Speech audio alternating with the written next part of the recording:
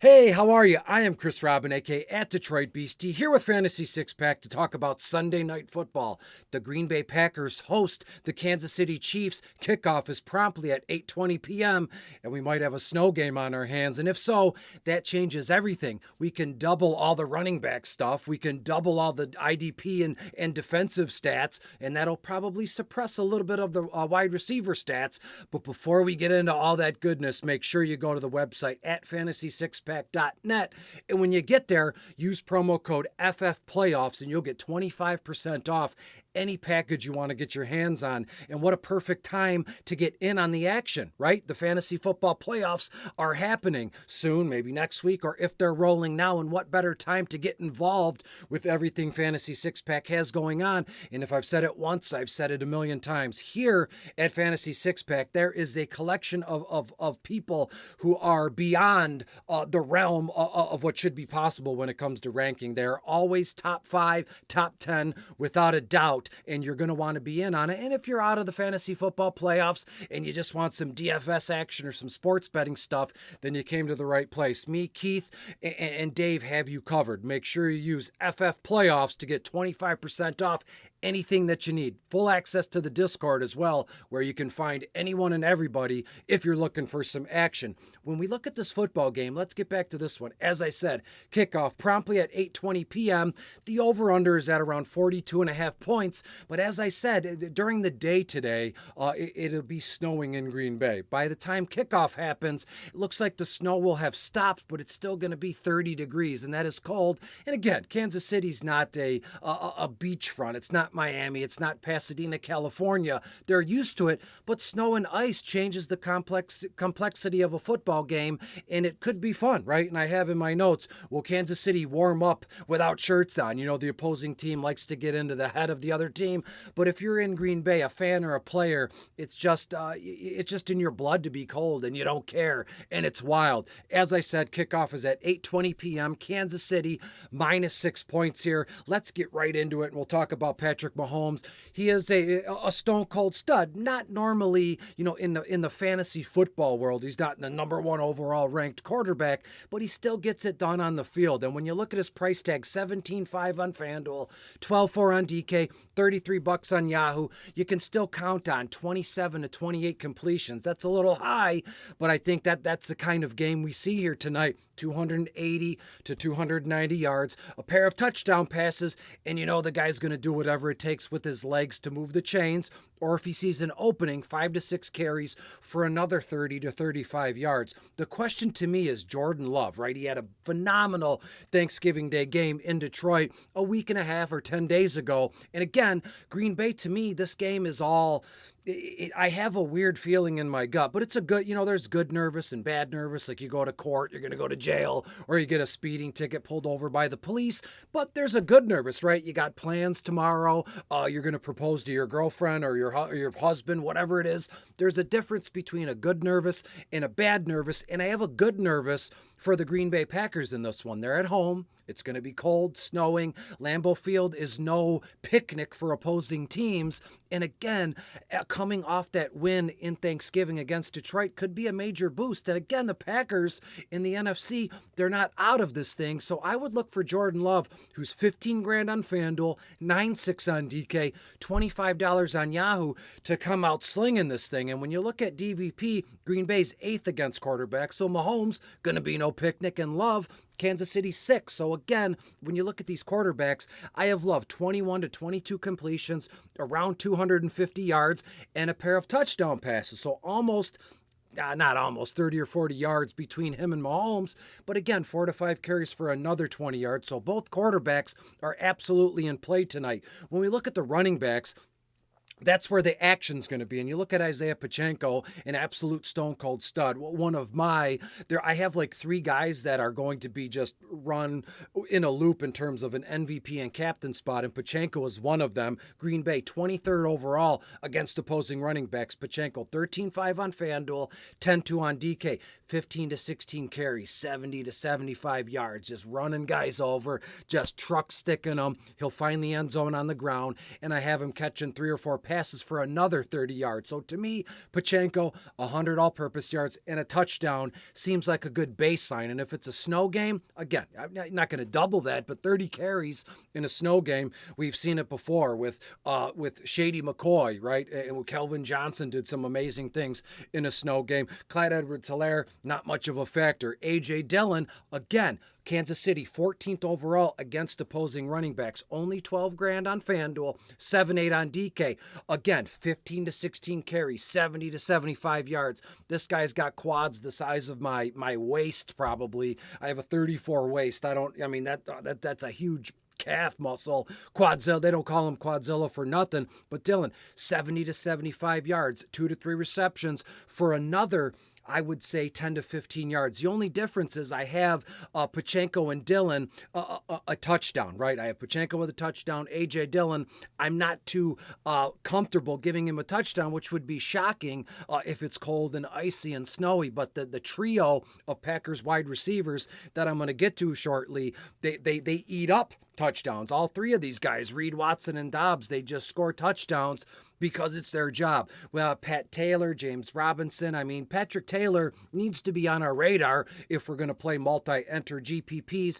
And Taylor, 4 to 5 carries, 20-25 yards, a reception or two for another 10 to 15 yards. And again, I could see one of these things where A.J. Dillon just gets the rock 5 to 6 times in a drive. They're inside the red zone. They pull him out for a breather. They put Taylor in, and Taylor vultures a touchdown.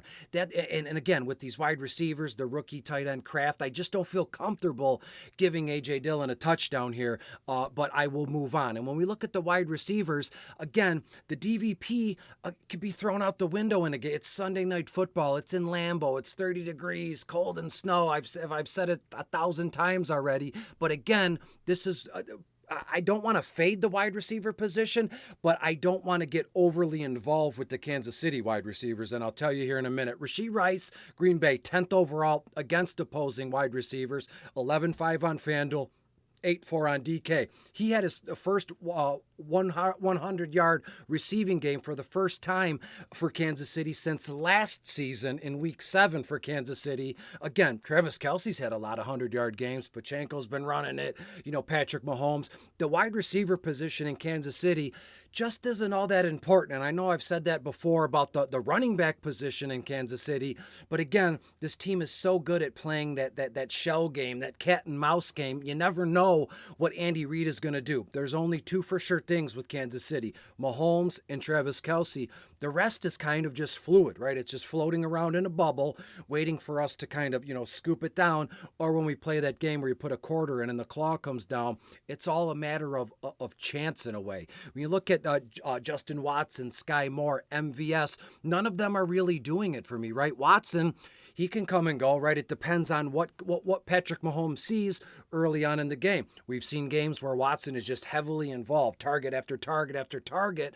And again, in a game like this, anything is possible. The only thing that I can really trust, aside from Pachenko and Kelce, would be Rashee Rice. He seems to be making a bid for the wide receiver 1 position in Kansas City. When we get to the Green Bay Packers, it is just anything is possible. And when I share a picture of my notes, Jaden Reed, Christian Watson, Romeo Dobbs, right?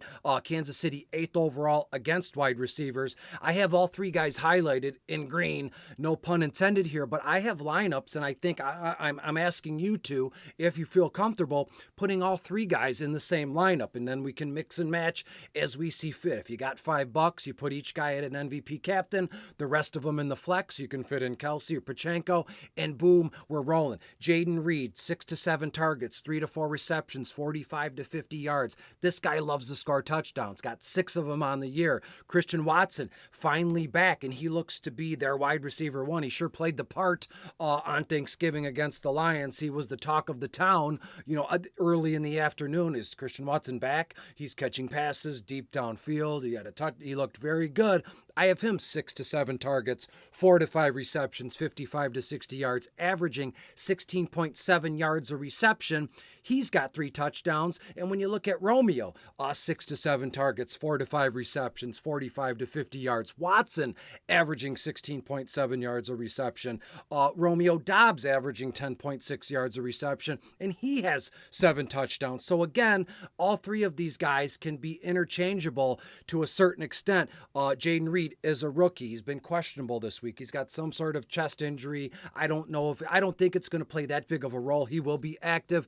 And Dontavian Wicks needs to be talked about. I have Reed, Watson, and Dobbs all at 6 to 7 targets, all around 4 to 5 receptions. All 3 are going to be heavily involved. And then you got Wicks at $8,000, who 4 to 5 targets, 3 to 4 receptions, 40 yards, averaging 16.6 yards a reception.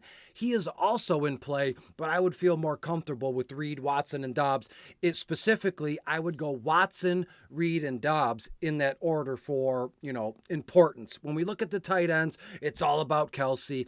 Green Bay 20th overall against tight ends, 14-5 on FanDuel, 11-8 on DK, 9 to 10 targets, 7 to 8 receptions, 70 to 75 yards, and a touchdown. That is a floor for Travis Kelsey. And again, cold and snow game, might want to boost those up a little bit. You could see an extra, 20, 30 yards just in slippage yardage, if that's a thing. I don't know. You could even toss slippage yardage in for Pachenko, Dillon, anybody on the list. Noah Gray, Blake Bell, I'm good. When we get to the Green Bay Packers tight ends, I think, they had a allotment of riches at the tight end position to start the season. And now I don't want to say they're stuck with Tucker Kraft. I mean, this kid looks like he could be a gem, right? A diamond in the rough, right? And he 3 to 4 targets, 2 to 3 receptions, 20 to 25 yards. If it's nasty outside, which it should be, maybe we can boost that 30 to 35 yards.